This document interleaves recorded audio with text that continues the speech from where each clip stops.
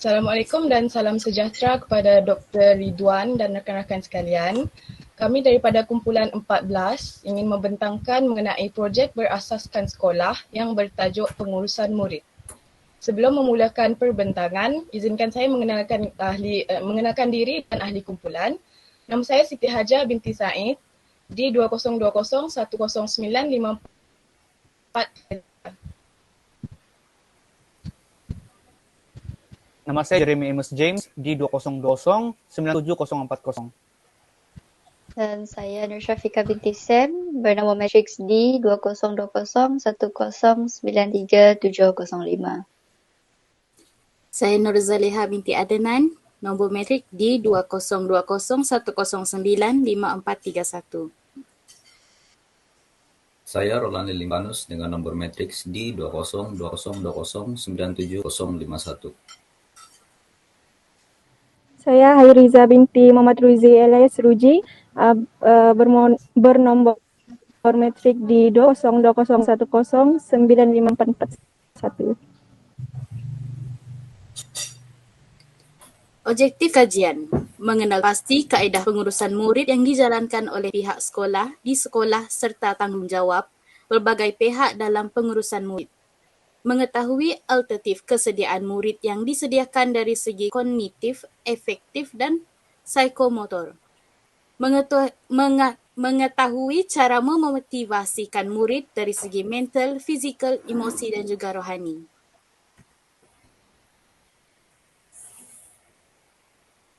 Saya akan membentangkan mengenai pengenalan bagi projek ini. Pelajar adalah satu aset yang berharga dalam menentukan arah pembangunan pada masa akan datang. Dalam konteks pendidikan kebangsaan, kegiatan kurikulum merupakan satu program penting demi membangunkan potensi murid-murid secara menyeluruh. Secara umumnya, kegiatan kurikulum yang sedia ada telah berjaya membina disiplin pelajar bagi meningkatkan minat mereka terhadap pembelajaran. Seterusnya, pengurusan pula bermaksud sebagai proses perancangan, penyusunan, pengarahan dan pengawalan usaha ahli-ahli organisasi dan menggunakan semua sumber untuk mencapai matlamat organisasi. Seterusnya, saya akan serahkan kepada saudari Nur Zaliha. Saya akan memberitahu tentang latar belakang sekolah SMK Bandar Semariang. Sekolah Menengah Kebangsaan Bandar Semariang telah dibina mulai tahun 2000. Sebelum mempunyai bangunan sendiri, SMKBS telah menumpang di SK Rampangi dan berpindah pada tahun 2004. Sekolah Menengah Kebangsaan Bandar Semariang dikategorikan sebagai sekolah Build and Design. Sekolah ini juga mula digunakan pada 14 Jun 2004 bagi menampung kemasukan penduduk pada masa kini berjumlah lebih 18,000 orang.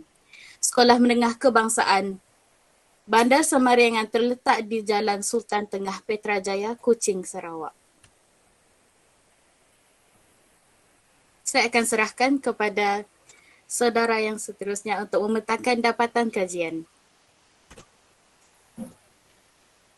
Berdasarkan daripada dapatan kajian yang diperolehi, dapat diketahui bahwa cara memotivasikan murid dari segi mental, fizikal, emosi dan juga rohani semasa pandemik ialah dengan memberikan mereka penghargaan dalam bentuk hadiah.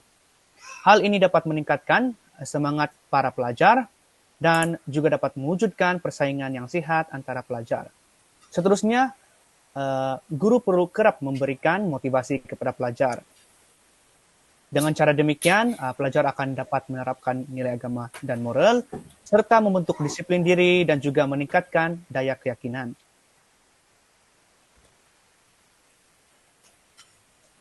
Seterusnya mengenai langkah-langkah agar guru dapat membantu para pelajar menguasai isi pelajaran.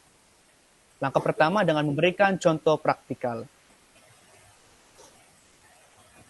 Hal ini dapat meningkatkan minat mereka dalam proses pembelajaran. Dan maklumat akan lebih mudah difahami oleh pelajar. Seterusnya, guru perlu memberikan masa rehat, contohnya take 5. Karena kita tahu bahwa proses pembelajaran harus diberi jeda. Hal ini juga dapat meningkatkan tahap fokus para pelajar. Dan langkah seterusnya yaitu kaedah gamifikasi ataupun gamification. Kaedah ini adalah kaedah pembelajaran yang menggabungkan permainan dengan pembelajaran.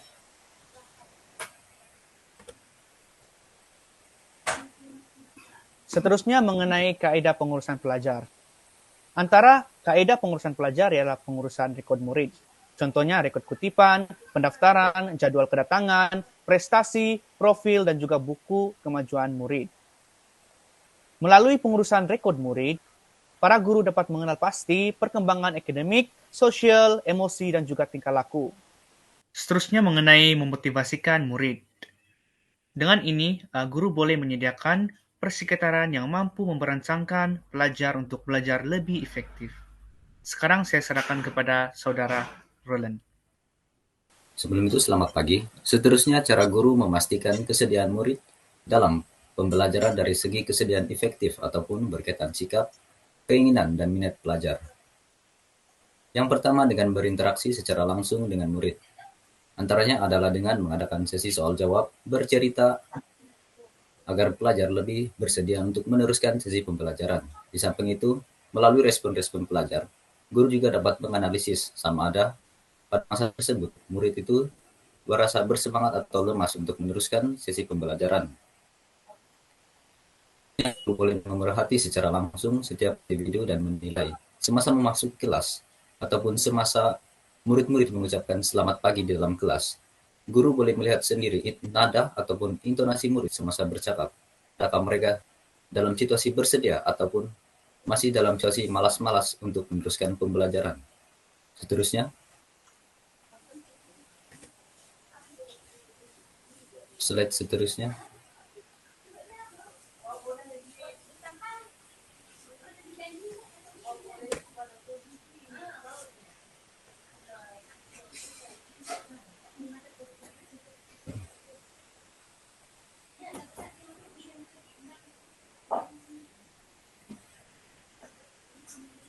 Yang sebelum nih.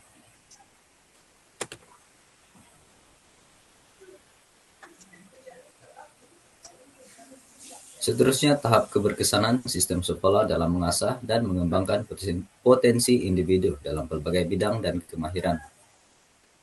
Secara umumnya, di Malaysia hanya menumpukan terhadap pencapaian akademik dan di sekolah pencapaian tidak dikategorikan sebagai bersifat menyeluruh dan setiap murid, seperti yang kita ketahui, mempunyai minat dan kemahiran yang berbeza. Oleh hal yang demikian, sekolah perlu diubah supaya bersifat fleksibel dan mampu mengembangkan minat serta kemahiran setiap pelajar.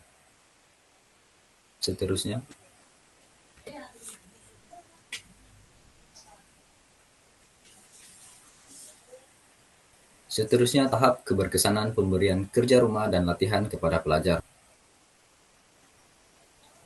Kerja rumah membantu murid untuk menghubungkan secara langsung pelajaran yang telah dipelajari dalam kelas.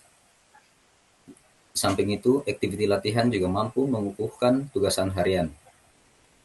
Dan aktiviti pengajaran dan pembelajaran ini adalah lebih berpusatkan pelajar, di mana untuk menyiapkan sebuah kerja rumah ataupun latihan, semua itu adalah tanggung jawab seorang murid untuk menyiapkan tugas yang telah diberikan oleh guru. Sekian, terima kasih. Seterusnya dipersilakan Cik Siti Hajar. Sebelum itu, selamat pagi dan salam sejahtera. Untuk bahagian perbincangan, pengurusan murid merupakan aspek yang sangat penting terutamanya ketika musim pandemik. Sistem pembelajaran terunggul dapat dilahirkan melalui pelbagai aspek yang dikaji dengan teliti agar matlamat yang diingini tercapai, antaranya adalah pengurusan murid. Pengurusan murid merupakan satu proses mengagihkan input-input organisasi dengan cara perancangan, pengorganisasian, pengawalan dan pengarahan. Pengurusan murid merupakan satu bidang yang sangat penting di sekolah. Namun, ketika musim pandemik seperti ini, pengurusan murid juga mempunyai kekuatan dan kelemahannya tersendiri. Yang pertama, bagi bahagian kekuatan pertama yang dapat dilihat melalui pengurusan murid ketika musim pandemik, iaitu PDPR, adalah mendorong para pelajar untuk menjadi lebih kreatif dan berinovasi. Sebagai contoh, mereka boleh menggunakan pelbagai kaedah ataupun cara baru dalam menyampaikan informasi sekaligus dapat menyeimbangkan kemahiran dan potensi mereka dalam bidang-bidang tertentu. Seterusnya, kekuatan yang seterusnya adalah ibu bapa berpeluang melihat sendiri perkembangan anak-anak mereka dalam pembelajaran. Hal ini demikian kerana sebelum ini perkembangan anak-anak dalam pembelajaran hanya dapat penilaian daripada seorang guru dan ibu bapa hanya dapat mengetahui perkembangan anak-anak mereka melalui result ataupun keputusan akademik mereka. Seterusnya, hubungan ibu bapa dan pelajar juga dapat dieratkan. Hal ini demikian kerana apabila pelajar mengadakan proses pembelajaran dari rumah, ibu bapa dapat membantu anak-anak mereka secara langsung untuk melaksanakan proses PDPR secara lebih berkesan dengan membantu mereka ataupun membuat aktiviti bersama-sama anak-anak mereka untuk menjayakan aktiviti PDPR. Namun, di samping kekuatan yang ada untuk PDPR, pengurusan murid juga mendapat juga ada kelemahannya tersendiri. Pengurusan murid ketika PDPR juga mempunyai kelemahannya. Yang pertama, next slide.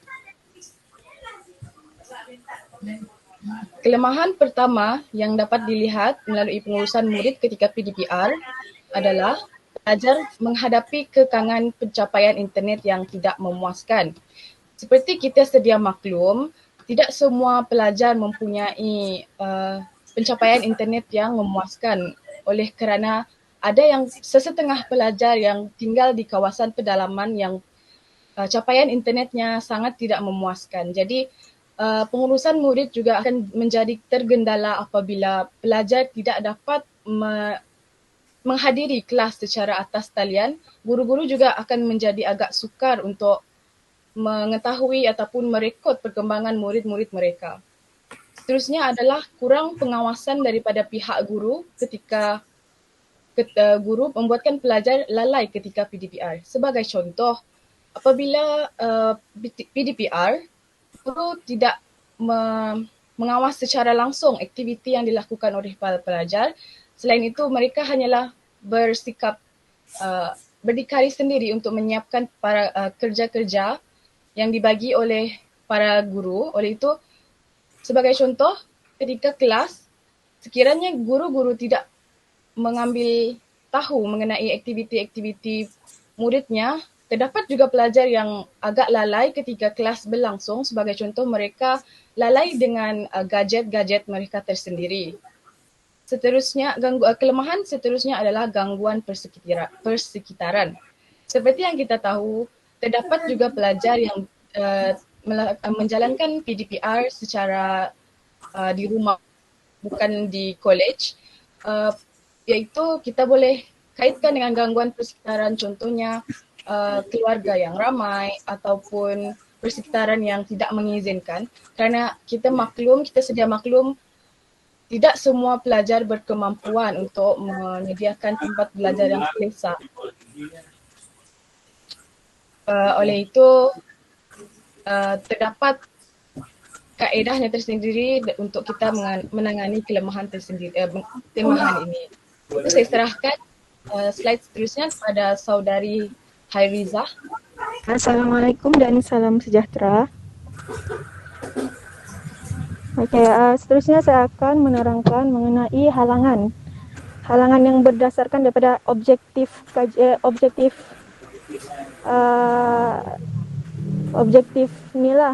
report ini. Okey, yang pertama ialah tingkah laku yang berbeza bagi setiap pelajar. Yang kedua ialah ibu bapa yang terlalu memanjakan anak-anak. Dan yang ketiga ialah ketidakhadiran pelajar dalam proses pembelajaran dan pengajaran. Okay, baiklah, untuk yang pertama, tingkah laku yang berbeza bagi setiap pelajar. Di sini saya tekankan kepada pelajar yang mempunyai tingkah laku ataupun sifat yang berbeza. Contohnya ada pelajar yang mudah untuk dibentuk, mudah untuk mendengar arahan, nasihat dan sebagainya, dan sebaliknya lah. Jadi untuk usaha guru dalam memotivasikan pelajar itu akan lebih sukarlah kepada pelajar yang sukar untuk mendengar nasihat ataupun teguran daripada guru. Okey, seterusnya ialah ibu bapa yang terlalu memanjakan anak-anak. Pada poin ini saya ingin jelaskan mengenai ibu bapa yang terlalu apa orang bilang, yang contohlah saya bagi situasi anak mereka membuat kesalahan di sekolah. Lalu ibu bapa mereka datang ke sekolah, seterusnya berjumpa dengan guru, dan lebih teruk lagi ada ibu bapa yang memarahi ataupun membawa perkara tersebut di luar sekolah. Jadi anak-anak yang sedemikian akan mudah memberontak ataupun mudah manja dengan keadaan sedemikian dan akan berterusan melakukan kesalahan di sekolah. Jadi sifat begitu untuk individu yang bergelar ibu bapa haruslah dielakkanlah. Yang ketiga pula, ketidakhadiran pelajar dalam proses pembelajaran dan pengajaran. Allahu Akbar.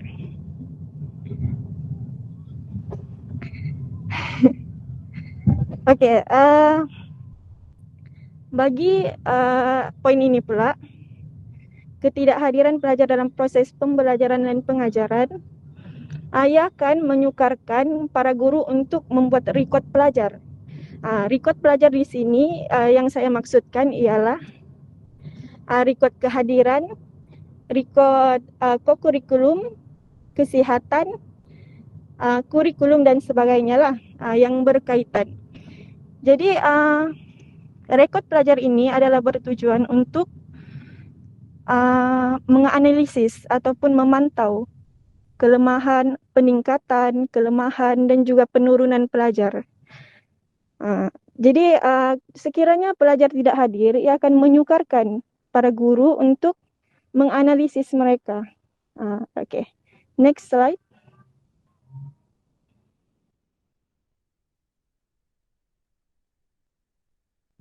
Okay, untuk penambahbaikan pula, saya point outkan 3 pihak yang mana mereka berperanan untuk menambahbaikan cara memotivasikan pelajar ataupun dari segi pengurusan pelajar lah. Yang pertama ialah pihak sekolah, yang kedua ialah ibu bapa dan juga pelajar itu sendiri. Okey, bagi pihak sekolah pula, mereka bertanggungjawab untuk melaraskan disiplin sekolah. Melaraskan di sini saya maksudkan ialah memperketatkanlah, yang mana mereka tidak boleh membiarkan pelajar tidak datang ke sekolah tanpa sebab yang munasabah. Jadi ada lagi ikhtiar yang lain yang pihak sekolah boleh lakukan. Contohnya mereka kan mempunyai alamat, mempunyai maklumat keluarga, maklumat pelajar. Jadi mereka boleh datang ke rumah pelajar berkenaan yang mana yang ada inilah masalah ketidakhadiran ke sekolah. Mereka boleh datang ke rumah pelajar berkenaan dan juga memantau. Ada pelajar yang tidak sengaja untuk datang ke sekolah, ada pelajar yang ada masalah keluarga, contohnya ibu bapa berlaku perceraian ataupun kemiskinan, mereka tidak ada kenderaan untuk ke sekolah. Jadi pihak sekolah harus memantau mengapa pelajar tidak hadir ke sekolah. Okay, next untuk ibu bapa, mereka berperanan mereka berperanan untuk memastikan anak-anak sentiasa bersemangat untuk menuntut ilmu di sekolah. Okey, saya cakap di sini berkenaan dengan menuntut ilmu.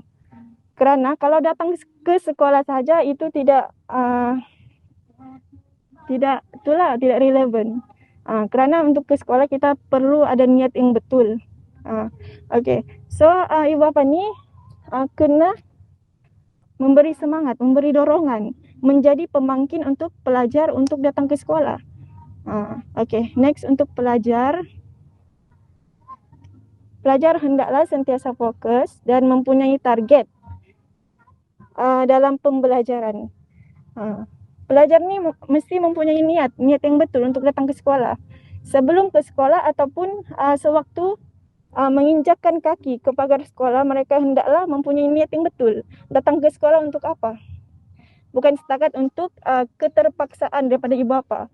Bukan setakat untuk berjumpa rakan-rakan.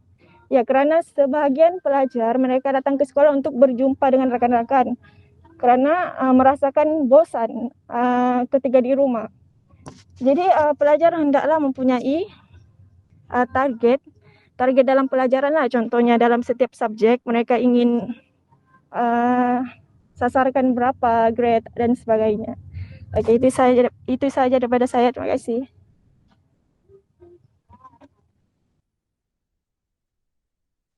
Rumusan bagi kajian projek ini adalah berdasarkan dapatan daripada kajian yang telah dijalankan, bukan pihak guru sahaja yang bertanggungjawab dalam memastikan bahawa pelajar sentiasa bersedia untuk menuntut ilmu tanpa mengira keadaan yang mereka sedang hadapi.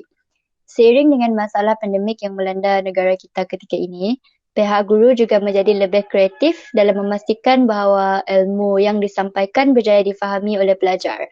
Selain itu, ia juga dapat membantu pihak pelajar untuk menambah motivasi mereka untuk belajar.